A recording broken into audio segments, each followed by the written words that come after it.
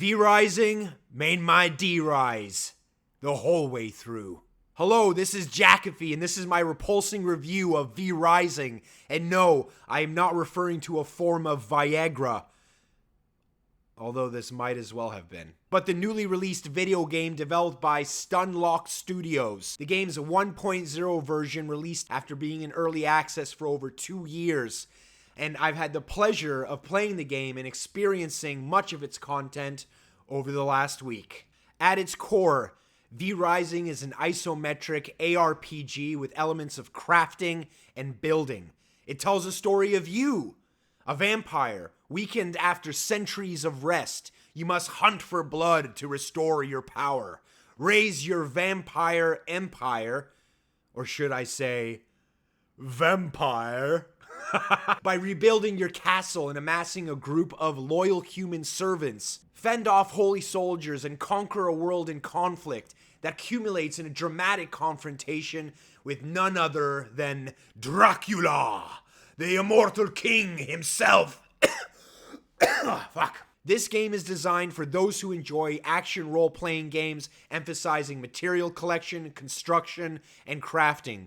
Strategize against boss encounters, and through these conquests, unlock new abilities to enhance your powers. Up your V-dose, and challenge yourself to overcome each obstacle and emerge stronger with every triumph. And if that doesn't get you an erection, challenge yourself against others in a dick measuring contest through its PvP servers. This game is highly focused on getting the gameplay right rather than the story, and that's perfectly fine. The story is sufficient enough, seeing you rise from your vampiric slumber at your most flaccid as you relentlessly suck off your enemies in order to see yourself rise in power, to regain vengeance on the humans that put you away in the first place. They really harness the primal emotion of fear here in their story, as V-Rising puts players in the role of the ultimate terror, a vampire. While the game aims to empower players, it also introduces moments of vulnerability through its survival mechanics and what players encounter in their journey.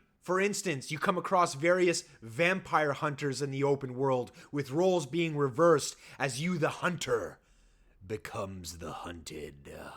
The emphasis of this game certainly relies more on its art style than its graphical prowess, and the approach pays off, particularly considered it's built on Unity. The developers drew inspiration from renowned sources such as Castlevania and the Anne Rice Vampire Trilogy. V-Rising presents a brooding and atmospheric world of vampires from an isometric perspective. Its distinctive art style blends quirkiness, fun, and gothic elements with vibrant environmental colors. By the way, how many goths does it take to turn a light bulb?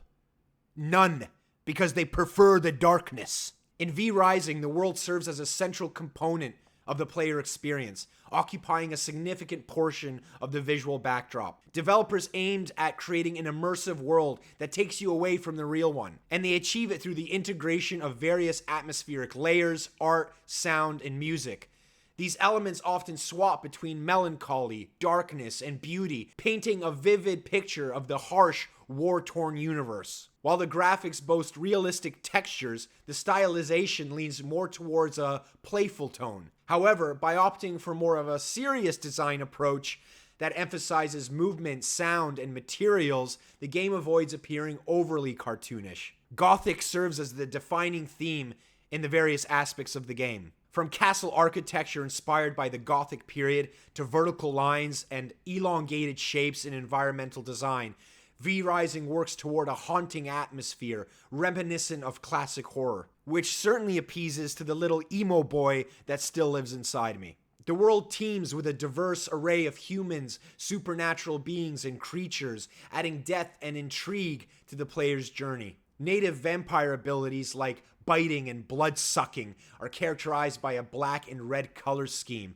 drawing inspiration by nocturnal creatures such as bats. Each weapon and spell kit possesses a distinct direction and theme, from sharp and fluid swords to heavy grounded maces. Now, the cornerstone of their design philosophy seems to be readability, allowing players to easily discern between different weapons and spells. Characters and enemies also possess natural animations to further enhance their readability. The music is melodic and relaxing as you travel throughout the world farming and building, but changes up its intensity when in combat. Each region is accompanied by its own music, and this changes throughout its day and night cycles. The music synced up perfectly to the monotonous sounds you hear when farming and gathering materials. It's the type of music that actually makes you forget that there's any playing, as you become more and more brain dead through the sound of smacking stone, wood, or heads together. The animation sound is punchy and always helps to emphasize what the player is doing, whether that's smacking your big sword against a human or otherwise a tall piece of grass. The gameplay is where V-Rising truly shines, offering an immensely satisfying game loop that draws inspirations from titles like Valheim. Central to the gameplay loop is that progression is tied through boss fights, which serve as checkpoints for both gear and general building crafting advancement. Each defeated boss unveils new recipes, enhancing your abilities and expanding the building and crafting options that are at your disposal. Let us delve now into some of the more important game mechanics. The blood mechanic in this game revolves your constant vampiric need to suck off your enemies. To drink their blood. However, not all blood is created equal. Different types offer varying buffs and bonuses. For instance, consuming the blood of a worker may enhance your yield of raw materials, while sucking off a brute increases your HP regen. Don't try this at home. Blood purity also plays a role, with purer blood unlocking more potent bonuses. So embrace the hunt for blood and enjoy the rewards it brings. The spell system initially grants you access to a limited set of spells, but hidden within a spellbook are numerous additional slots waiting to be unlocked. While the starting spells suffice for early challenges, defeating bosses and consuming their blood unveils new abilities. This encourages experimentation with spell builds, particularly when facing formidable adversaries. Enhancing spells is facilitated through their jewel system, which allows you to equip gems to modify or augment their effects. While these jewels may be found as random drops, crafting them later on enables further customization to your favorite spells. Experimentation with spell combinations becomes crucial, especially in challenging boss encounters where flexibility can turn the tide of battle. Boss fights are meticulously designed to provide a fair yet demanding challenge. Success hinges on more than just brute force. It requires patience, keen observation of boss patterns, and strategic planning. Proper utilization of spells, blood types, and buffs is essential for victory, especially on their highest difficulty setting, brutal. There is no leveling system, at least certainly not one you're more familiar with. You don't gain experience points, but rather gear score. Now, gear score reflects the cumulative power of your equipped weapons, armor, and accessories. Advancing in-game unlocks progressively more potent gear, influencing both your offensive and defensive capabilities. Each weapon type offers unique skills, allowing for diverse combat styles ranging from brute force, for you strength meatheads, to something that's a little bit more finesse, for you pussies. A unique feature of the game involves transforming formidable warriors and industrious farmers into immortal vampires to serve you indefinitely. Fuck it. Equipping these servants and dispatching them on hunts yields valuable resources, reducing the need for extensive grinding. Furthermore, high-quality blood individuals and hosting them in your castle provides significant advantages, but maintaining their happiness and sustenance is crucial to retaining their benefits. Base and castle building offers a satisfying, intricate experience, and is used for much more than simply aesthetics. But it is directly tied to your progression of your character. Materials in the world are crafted into other materials that are used to then craft gear, accessories, weapons, and even consumables and buffs. Choosing where to build your base is just as important as the base itself, requiring strategic planning and consideration of environmental factors. And this is especially evident in PvP. Constructing machinery and ensuring that they have the proper flooring and roof further increase the output, yield, and productivity of what you're crafting. Rift incursions act as the primary endgame loop for V-Rising. It is a world event where different locations are highlighted on the eastern part of the map, separated by tiers of difficulty. The primary purpose is to defeat waves of enemies and bosses so that you can farm shards, which is a form of currency that can be used to buy ancestral weapons and unlock powerful passive abilities. Other drops such as jewels, shattered ancestral weapons, and blueprints can also be dropped and reforged to further increase your gear score. Finally, in PvP, the main endgame, so to speak, is castle raiding, or legal breaking and entering, which during an interval of time, you and your clan can invade other people's castles and territories to steal their loot and materials, and in some cases, destroy their entire livelihood. Combat smacks hard, harder than my father did when I was younger. It feels weighty and impactful, and can be challenging, especially with large groups of mobs. It's important to have patience and read enemy telegraphs, as your dash is on a cooldown and by far is your most important defensive maneuver that you possess. Some bosses are thrilling, nail-biting affairs with near misses and clutch moments. Each boss gets more progressively difficult and adds new mechanics as you move forward. Weapon fighting styles feel unique and lend themselves to different tactics. This is further enhanced by the number of spells you obtain that offer different build variety. There is fire, ice, lightning, necromancy, and further blood-sucking. Not only this, but the best players actually weapon swap, leading to some very interesting and powerful combos. This is essential to learn in PvP play. This game can be played as a PvE or PvP experience, either solo or with friends, or if you're like me and you don't have any friends, well, make new ones. Or new enemies. There are various different servers you can join, some official, some not. Server hosts have the flexibility to tailor server setting options, and that can drastically customize and change the gameplay experience. Players can remove constraints like castle decay and teleport restrictions. They can reduce resource farming requirements. They can expedite crafting times. They can change other variables such as player or boss strength, loot rates, and in PvP, base rating can be adjusted, along with maximum clan sizes, allowing for a wider range of server dynamics. The list honestly goes on and on here. The modification to these server rules can transform the game to a significantly more enjoyable experience for some, catering to individual preferences and playstyles. Because of this, choosing the right server is by far the most important decision that you can make, because you're unable to transfer your characters across servers. Also important to note is that all official servers and some others actually wipe or reset the map, meaning they start from complete scratch in PvE and PvP on a typical 6-month or 3-month basis, respectively. This is paramount to ensure that the game doesn't get stale. Although, again, there are servers that don't wipe, meaning that once territories are taken by someone, they remain that way. Unless, of course, you raid them in PvP.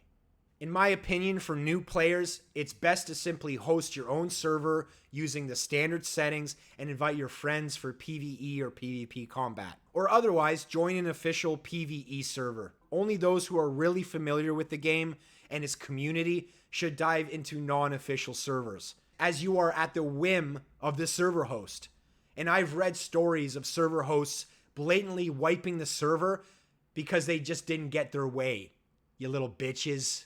And for those like me who are masochistic and really enjoy PvP, you can certainly start there, but I'd recommend to join a server that was just wiped to ensure a level of fair play. So play the game however you'd like. There is certainly a case to be made of starting with PvP because it's like a trial by fire. You'll learn a lot more about the game that way and you become a better player. But for most players that just like to relax and build and kill some stuff, I would certainly recommend to start with PvE first. So, some overall feedback. There are some certain balancing issues in terms of how spells and skills are at this time. Now, that's going to get fixed over time. However, the balancing of this can be difficult when you have both PvE and PvP game modes. So these things take time, especially as min-maxing nerds find new ways to break the fucking game. Some bosses could be more balanced, especially concerning the spawning of additional enemies and the risk versus reward dynamic there. Certain bosses lack excitement and pose minimal challenge, even in solo play, but that's just maybe me because I'm a fucking gamer. Currently, there's a lack of endgame content and activities, but to me, the game seems to veer towards more of that reset, wiping oriented gameplay. The pacing of the game is certainly enjoyable, but after around the 15 or 20 hour mark, it becomes noticeably grindy. But again, that's personal preference. I personally don't mind the grind. And again, you can change the server settings to accommodate your own playstyle. The game does like to advertise itself as an MMO, but I found it actually to be quite deserting and isolated from players, aside from seeing closed off and abandoned castles literally everywhere I go. It's a very odd sense of discovery, seeing castles all around you, built everywhere, but no activity around them. Cooperative play is very limited to helping others farm bosses and the occasional Q&A that comes on the global chat. PvP, however, I found to be a lot more involved, as people tend to get a little bit more sour when their entire livelihood is being stolen in front of them. Embrace the terror. In terms of feedback from PvP, there's certainly a very min-maxy playstyle that comes from this. It's more important how optimized your progression path is, meaning how fast you get there, rather than the skill of a player. There is a significant amount of nuances in PvP that a new player must learn, such as how you build your base and where.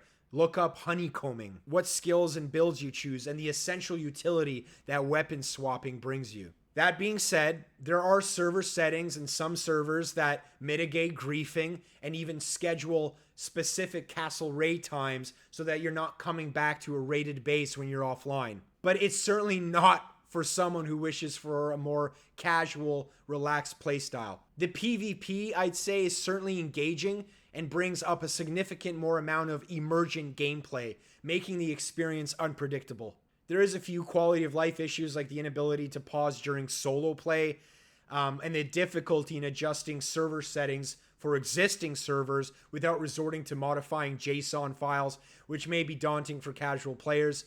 I mean, simplifying these adjustments within the game interface would improve the user experience, but I'm nitpicking at this point. For me, the game is a hidden gem, and its core gameplay is amazing. It's definitely worth trying out if you appreciate base building, ARPG combat with challenging boss fights, and a plethora of intriguing mechanics to delve and experiment with. The gameplay loop being tied to boss encounters is extremely satisfying, especially as you progress in power and uncover new spells and crafting blueprints. In my opinion, the money I spent on this game was well worth it.